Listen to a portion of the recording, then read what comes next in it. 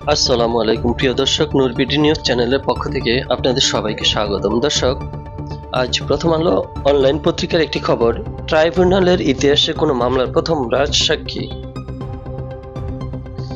আন্তর্জাতিক অপরাধ ট্রাইব্যুনালের ইতিহাসে এই প্রথম কোনো মামলায় একজন আসামি অ্যাপ্রুভার হলেন।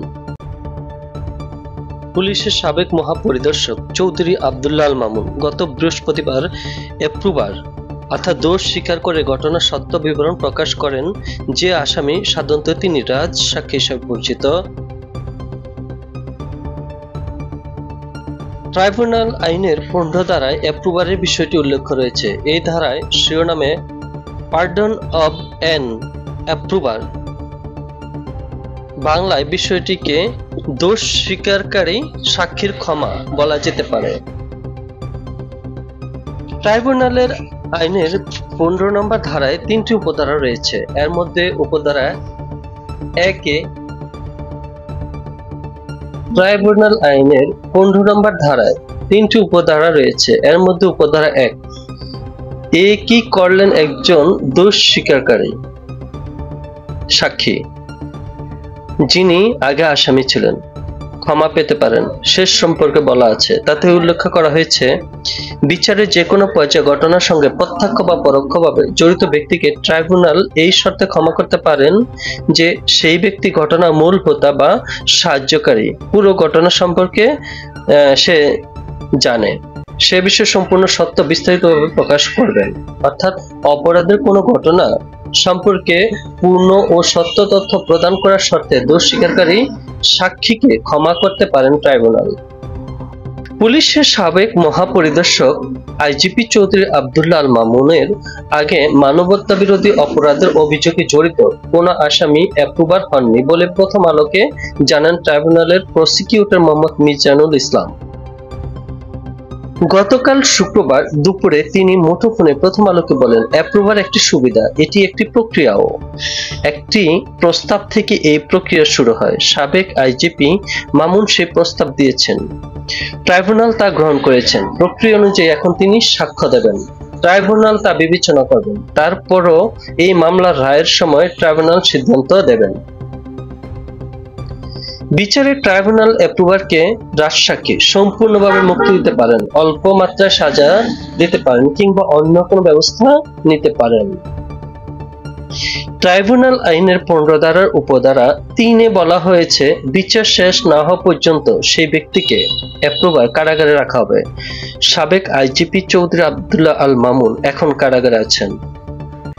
প্রসিকিউটর মিজানুল ইসলাম প্রথম আলোকে বলেন, সাবেক আইজিপি মামুন ট্রাইব্যুনালের আইনে অ্যাপ্রুভার হয়েছেন। তার ক্ষেত্রে শুধু ট্রাইব্যুনাল আইন প্রযোজ্য হবে, অ্যাপ্রুভার বিষয় দেশের অন্য আইনে বিবেচনা হবে না।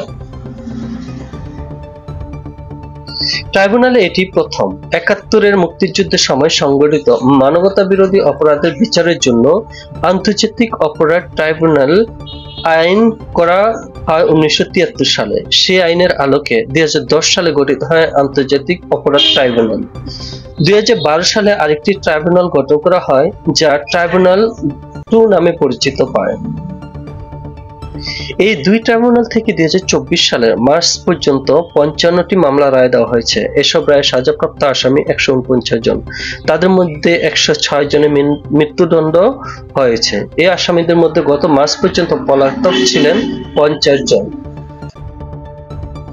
মুক্তিযুদ্ধের সময় মানবতা বিরোধী অপরাধে মৃত্যুদণ্ডপ্রাপ্ত আসামিদের মধ্যে জামাত ইসলামের তৎকালীন আমির মতিউর রহমান নিজামীর শীর্ষ পর্যায়ে 6 জনের ফাঁসি কার্যকর 2013 থেকে 2016 সালে হয়েছে। ট্রাইব্যুনাল সূত্র বলেছে, 71-এর মানবতা বিরোধী অপরাধের মামলায় কোনো আসামি এখন পর্যন্ত রাজসাক্ষী হননি। জুলাই গণঅভ্যুত্থানে আওয়ামী লীগ সরকারের পতনের পর গত বছরের অক্টোবরে আন্তর্জাতিক অপরাধ ট্রাইব্যুনাল পুনর্গঠন করা হয়। এখন দুইটি ট্রাইব্যুনালই গণঅভ্যুত্থানের সময় সংঘটিত মানবতা বিরোধী অপরাধ এবং আওয়ামী লীগের বিগত দশকের শাসন আমলে গুম, খুন, নির্যাতন সহ সংঘটিত মানবতা বিরোধী অপরাধের বিচার গুরুত্ব পাচ্ছে।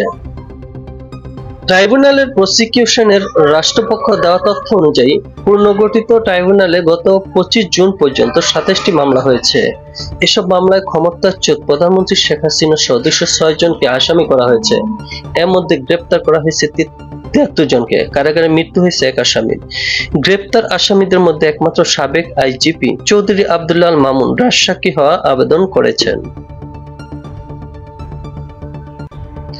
মামুনের বিরুদ্ধে ট্রাইব্যুনালে আরো একটি মামলা। মানবতাবিরোধী অপরাধে আন্তর্জাতিক অপরাধ ট্রাইব্যুনালে সাবেক আইজিপি চৌধুরী আব্দুল্লাহ আল মামুনের বিরুদ্ধে এখন পর্যন্ত 2টি মামলা হয়েছে। একটি মামলায় তার সঙ্গে সাবেক প্রধানমন্ত্রী শেখ হাসিনা ও সাবেক স্বরাষ্ট্রমন্ত্রী আসাদুজ্জামান খানও আসামি। এই মামলাতে তিনি অ্যাপ্রুভার হয়েছেন। তার বিরুদ্ধে হওয়া অপর মামলায় মোট আসামি 23 জন। আসামি সবাই পুলিশ ও র্যাবের সাবেক সদস্য। এই মামলার আসামিদের মধ্যে এখন পর্যন্ত 8 জনকে গ্রেপ্তার করা হয়েছে। সাবেক আইজিপি মামুন ছাড়াও গ্রেপ্তার অন্যরা হলেন সাবেক সেনা কর্মকর্তা জিয়াউল আহসান, র্যাবের অতিরিক্ত মহাপরিচালকও ছিলেন, ডিএমপির মিরপুর বিভাগের সাবেক উপকমিশনার ডিসি জসিমউদ্দিন মোল্লা, ঢাকা জেলার সাবেক অতিরিক্ত পুলিশ সুপার আব্দুল্লাহ হিল কাফি, ঢাকা জেলার সাবেক অতিরিক্ত পুলিশ সুপার মোহাম্মদ শহীদুল ইসলাম, গুলশান থানার সাবেক ভারপ্রাপ্ত কর্মকর্তা ওসি মোহাম্মদ মাজহারুল হক, যাত্রাবাড়ী থানার সাবেক ওসি আবুল হাসান ও ঢাকা মহানগর পুলিশের গোয়েন্দা বিভাগের ডিবি উত্তর সাবেক পরিদর্শক মোহাম্মদ আরাফাত হোসেন। 20 জুলাই এই মামলার তদন্ত প্রতিবেদন দাখিল করার কথা রয়েছে। সাবেক আইজিপি মামুনের আইনজীবী জায়েদ বিন আমজাদ প্রথম আলোকে বললেন, একটি মামলায় শেখ হাসিনা ও আসাদুজ্জামান খানের সঙ্গে চৌধুরী আব্দুল্লাহ আল মামুন আসামি। আরেকটি মামলায় তিনি অর্থাৎ মামুন নিজেই প্রধান আসামি। একটি মামলায় অ্যাপ্রুভার হওয়ার প্রভাব অন্য মামলায় পড়বে কিনা এমন প্রশ্নের জবাবে তিনি বলেন, সেটা আমরা চিন্তা করছি। কি ধরনের অ্যাপ্লিকেশন ট্রাইব্যুনালে দেওয়া যায়, এখনো সবকিছু ফাইনাল হয়নি। অ্যাপ্রুভার হওয়ার পর চৌধুরী আব্দুল্লাহ আল মামুনের নিরাপত্তার সংকট দেখা দিতে পারে বলে মনে করেন তার আইনজীবী জায়েদ বিন আমজাদ। তিনি বলেন, চৌধুরী আব্দুল্লাহ আল মামুনের যথাযথ নিরাপত্তার চেয়ে একটি আবেদন করা হয়েছে ট্রাইব্যুনালে।